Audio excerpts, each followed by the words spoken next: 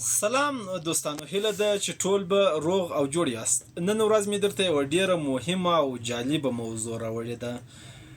آیا ته پوهیږې چې کیله ستا بدن لپاره څومره ګټې لري؟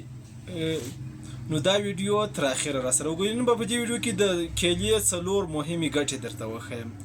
اوله خبره دا ده چې کیله ډیره ښه انرژي درکوي، ځکه کیله د انرژي یو پراخه منبع لري. که ته ځان ستړی احساسوې نو کیله وخوره، سمدستي به یې په پار کې احساس کړي. دوهم، کیله د زړه لپاره ډیره ښه ده.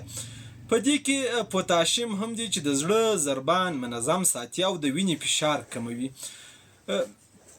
دریم، کیله د معدې لپاره هم ګټوره ده، ځکه چې کیله د معدې اسید کمزوري کوي او زموږ ستاسو د زړه یعنې د معدې جلجوشي هم ختموي. په دې کې فایبر شته چې هضم هم ښه کوي او د قبض لپاره د قبض ستونزې هم کموي. که ورزش کوئ یا هم کلب ته ځئ نو کیله ستا لپاره ډیره مهمه ده. دا ستا عضلات قوي کوي او د بدن کمزوري ختموي.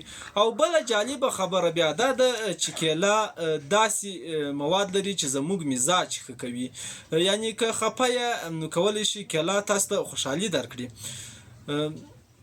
احتیاط، خو ډېر خلک هر شی باید په اندازه وخوړل سي. نو که کیله که هم موږ تاسو ډېره وخورو نو کیدای سي موږ تاسو شکر لوړه سي، همدارنګه زموږ تاسو وزن ډېر سي. نو غوره ده چې په ورځ کې 1 یا 2 کیلې وخورئ.